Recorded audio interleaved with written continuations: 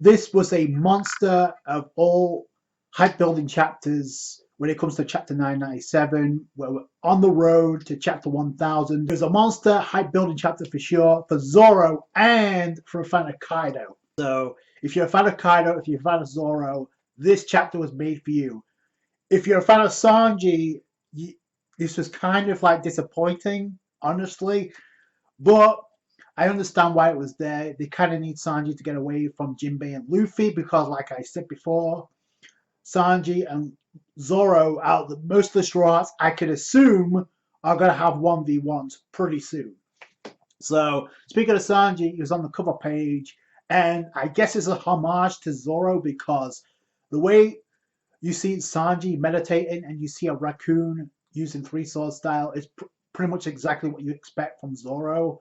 So, and it looks like he's been hit really hard by Nami because you see her in the background with some beach ball, and Sanji's got lumps on his head, which was completely foreshadowing for what's to happen in this chapter.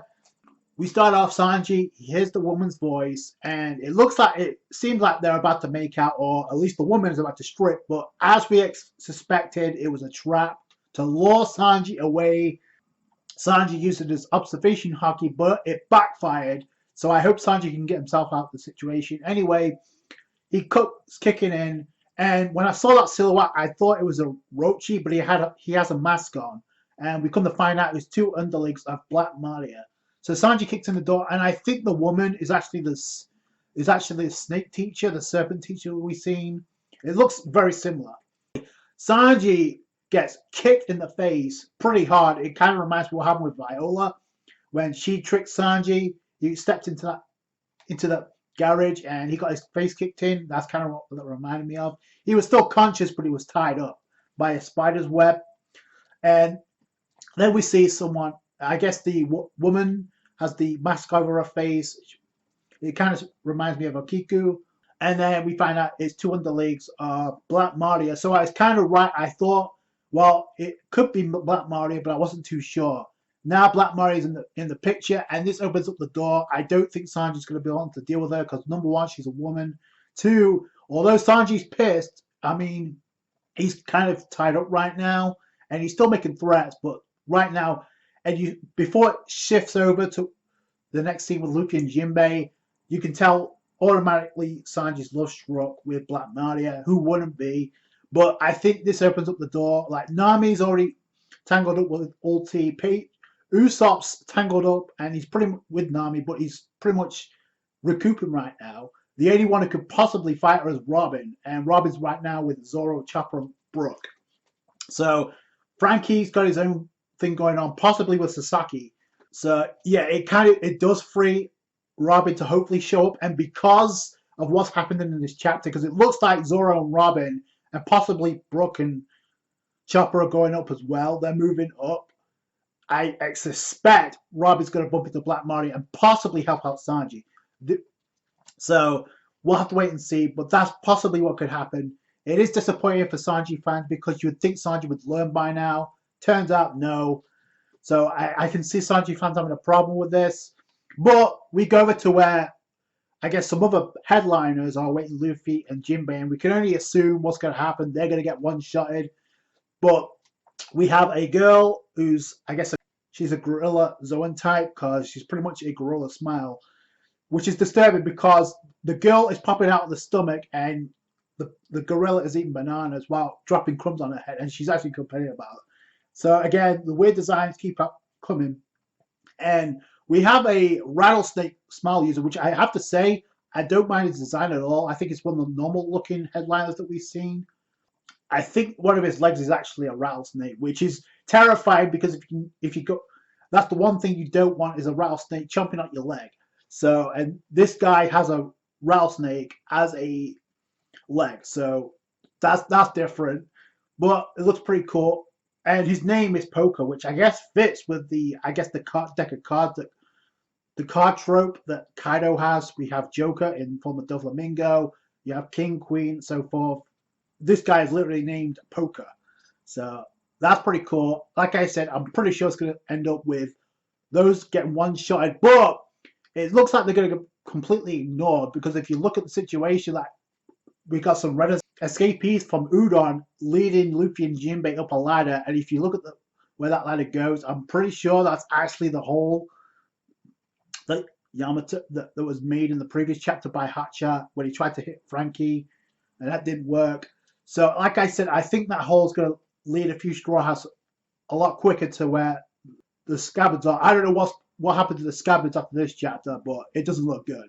So, and then we cut off the Big Mom. She breaks through the dome, so she's on her way to meet with Kaido. I don't know what's going to happen when she gets there because there's nothing stopping Kaido from going down, like I said previously. Heading for the top. Zoro is like, thank goodness. I thought that whole Hag was going to go on a rampage, but after that, immediately, like Zoro gets back in the game. He gets his head in the game. He's after the antidote. It's still in the hands of Scratchman and Pooh. He's still running away. You see this huge ice demon. I guess Drake and Apu about to clash. But before any of that happens, in comes Zoro and just takes out Scratch Manapoo and takes the antidote with him and then just hands it to Chopper. Like, I suspected Zoro might be the one to do it, but I also thought Kid, narratively speaking, would make sense. But I'm glad Zoro got this over and done with so we can move on. So I don't know if I'm the only one, but the stance or the pose that Zoro takes after he cuts Apu, it does remind me of pre-time skip when he takes down Mr. One, Das Bones, Alabasta. It looks the stance is pretty much almost identical. The only difference is Zoro's design has changed. But if you look at this scene, it does look very similar, and I find it ironic because Alabasta, if you look at where we are now and how we've learned about Rio, it was foreshadowed that Zoro could possibly utilize Rio down the line. Like how that ties in. I don't know if that's just me, but it does look very similar. That wasn't even the end of the Zoro hype. So Zoro has the antidote. He gives it to Chopper. Apu is down for the second time. I don't know if he's down for the count. Because he was put in the situation by Queen, he could help out against Kaido. I don't see any other choice at this point for him.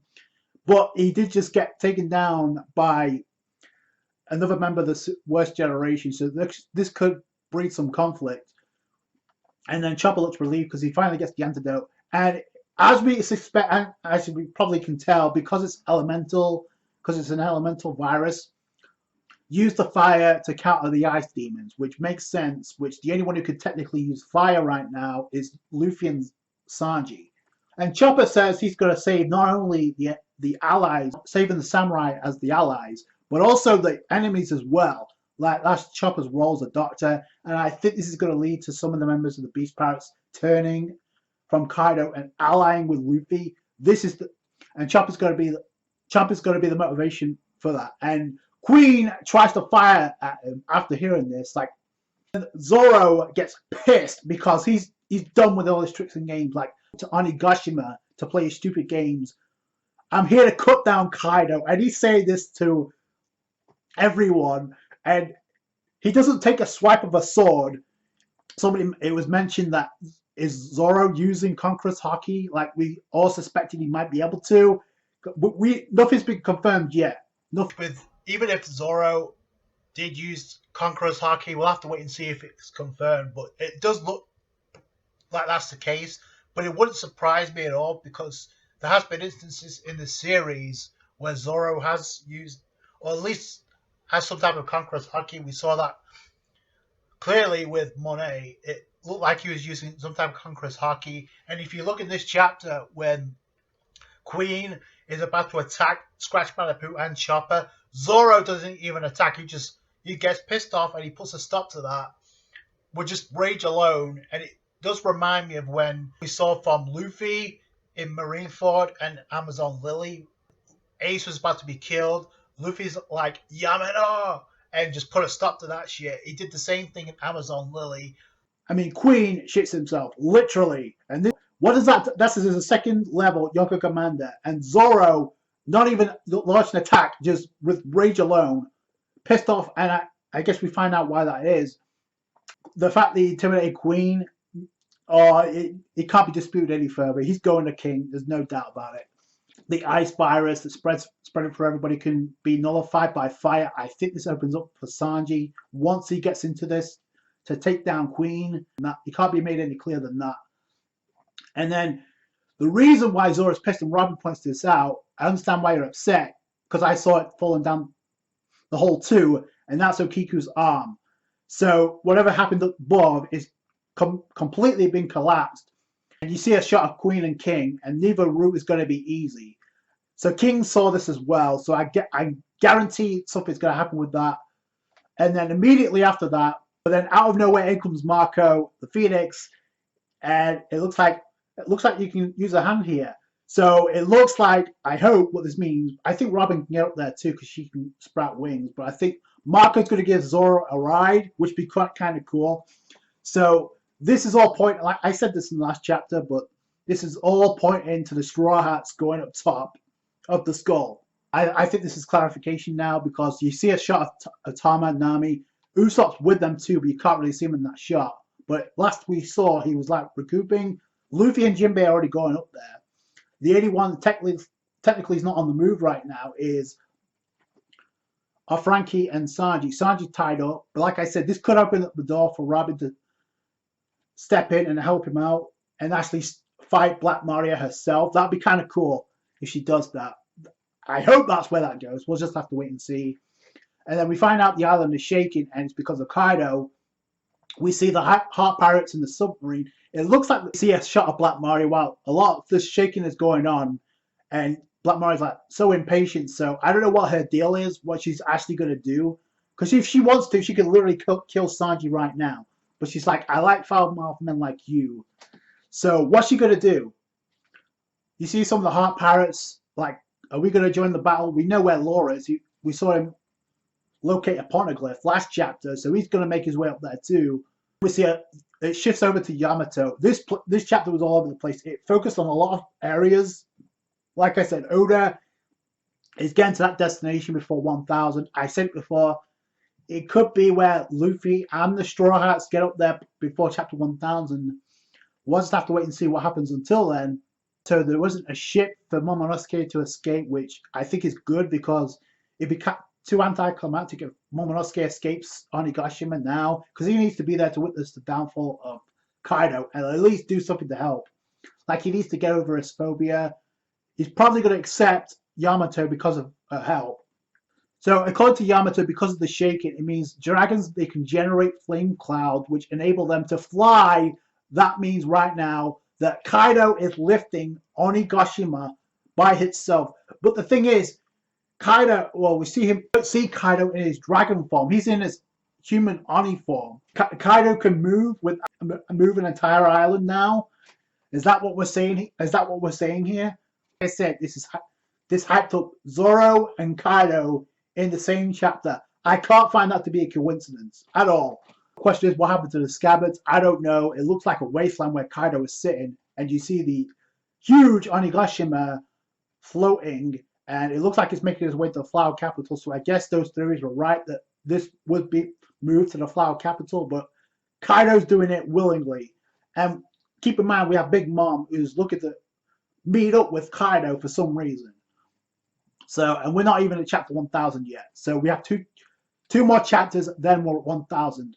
But unfortunately, we do have a break next week, which, like I thought that might be the case, but even so, we could end the year the year of 2020 with chapter 1000. So most importantly, we know where we're heading at for the destination. Like I said, it looks like most of the Strats rendezvousing at the top of the skull. It seems to imply that. We'll have to wait and see where that goes. This, with Onigashima moving to the Flower Capital, this does two things. One, it sets up Kaido to be in front of everybody to witness his downfall when it eventually happens. The same way that everybody in Dressrosa witnessed the downfall of Doflamingo. That the parallels are pretty much similar. The circumstances are different, but the end result's going to be the same. Like Kaido will be defeated. How they're going to defeat Kaido, but I mean that there's no other reason to do that. And the other thing this does is it opens up the door for other people that's currently in the Flower Capital to actually lend a hand for Oda. like I said, this could open up for Hiyori to show up. I think she should, considering the fact that we've seen Itama show up a couple of chapters ago, and Momonosuke isn't escaping, so it makes sense for Hiyori to show up. And if it's being brought closer to the Flower Capital, it makes sense for Hiyori to show up with the Amino Habakiri. I've been pushing for that. That hyped up Kaido, hyped up Zoro for sure. Like I said, a little bit disappointing for Sanji, but it does look like with Marco's help, Zoro, Robin, and company are going to meet their way to the rest of the strat, which could be kind of cool. I hope this leads to a Black Mario Robin fight, but there are some question marks about where Black Mario's allegiance lies, where she's going to betray Kaido. We'll just have to wait and see.